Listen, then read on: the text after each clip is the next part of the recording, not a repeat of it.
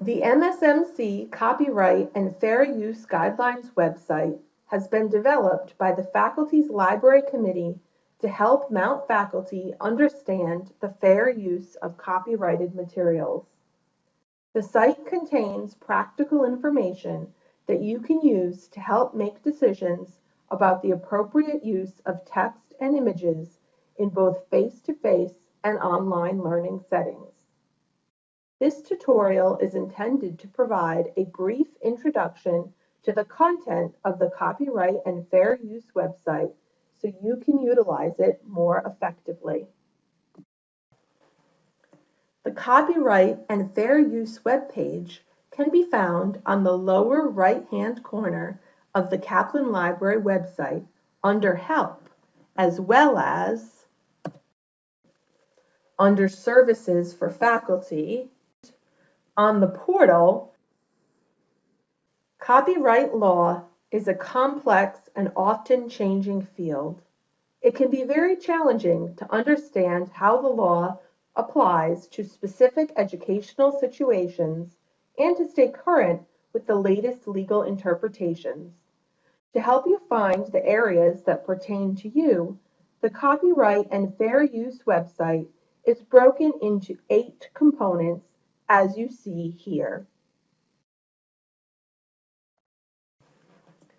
Let's look at the first of those 8 components of the website and consider what exactly is copyright.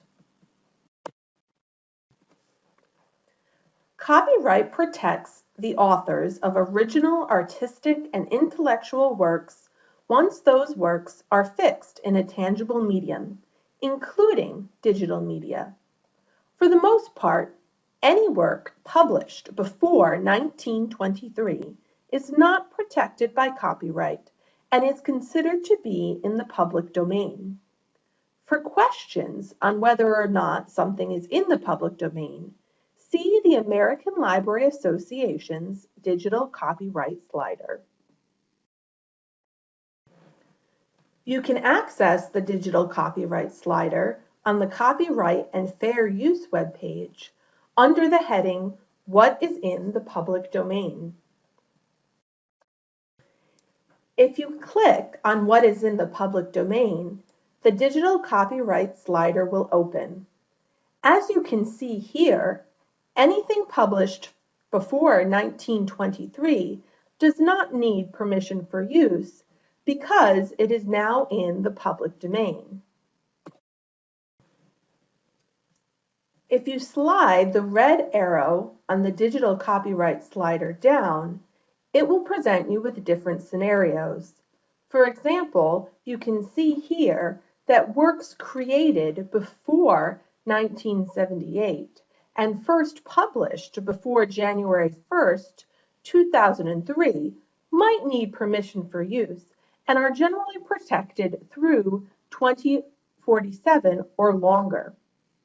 Additional information can be found by clicking on the blue note in the copyright status term box.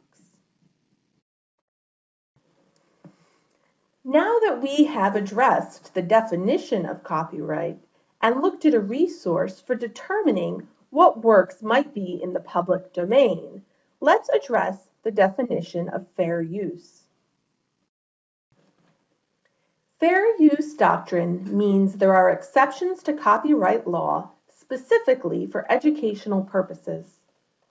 Congress has not provided precise specifications, but rather flexible factors to evaluate what constitutes fair use, including the purpose and character of the use, including whether such use is of a commercial nature or is for nonprofit educational purposes, the nature of the copyrighted work, the amount and substantiality of the portion used in relation to the copyrighted work as a whole, and finally, the effect of the use upon the potential market for or value of the copyrighted work. The fact that a work is unpublished shall not itself bar a finding of fair use if such finding is made upon consideration of all the above factors.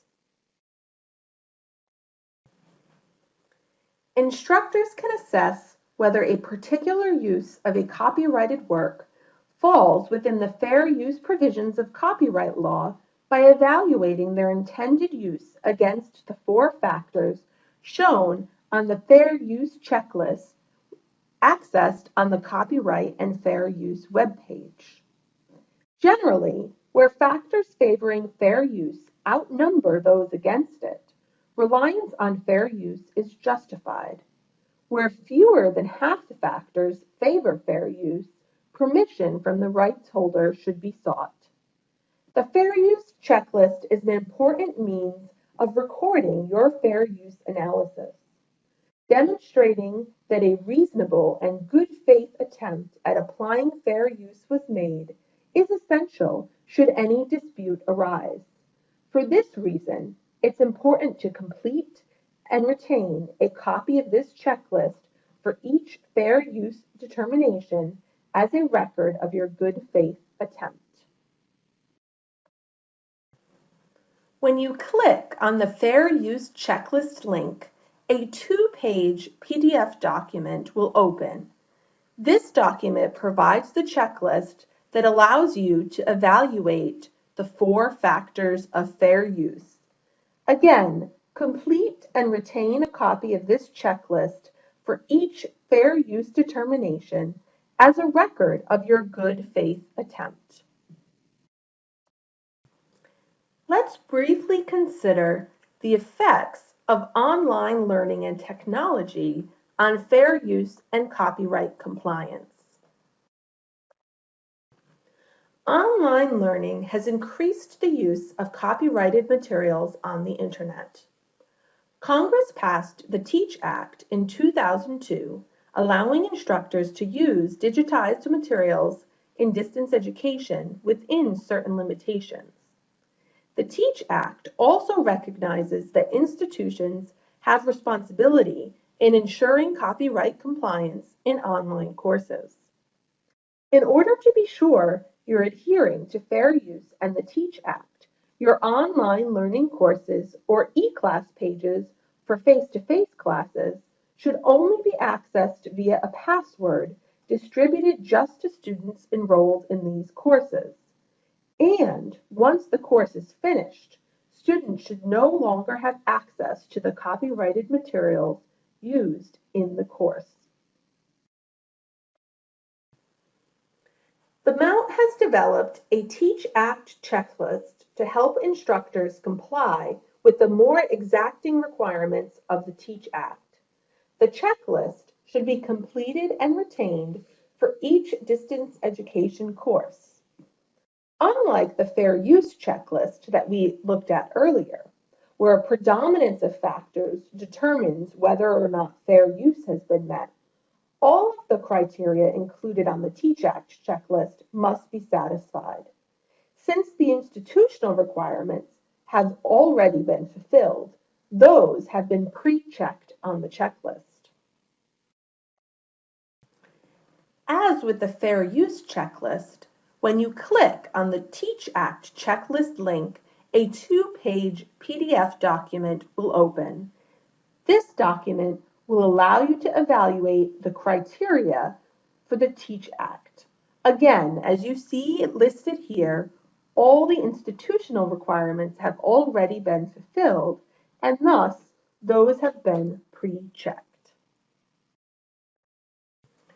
The Copyright and Fair Use site contains a list of practical considerations that will help guide your decision-making.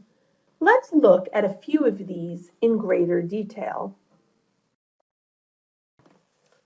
Regarding the use of eClass in both online and face-to-face classes, be sure that eClass pages and any other class or faculty website where copyrighted work is posted is password protected and accessible only to students enrolled in the course.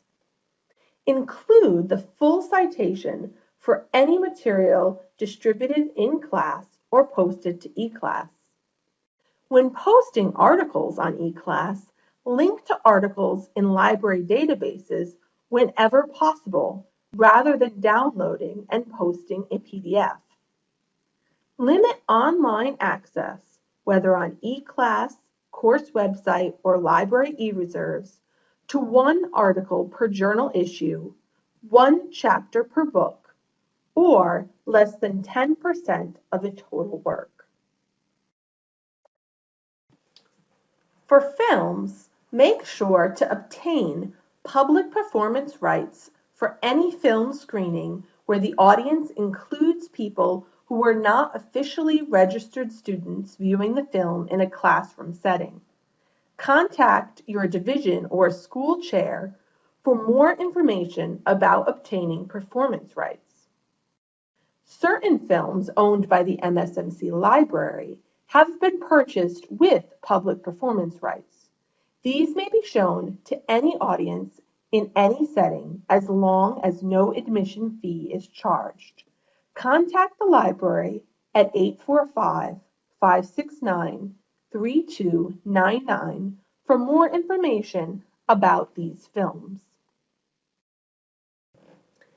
The Copyright and Fair Use site concludes with a list of expert resources for learning more about copyright. General questions about copyright and fair use can be directed to Barbara Petrozelli or Derek Sanderson via the contact information listed here.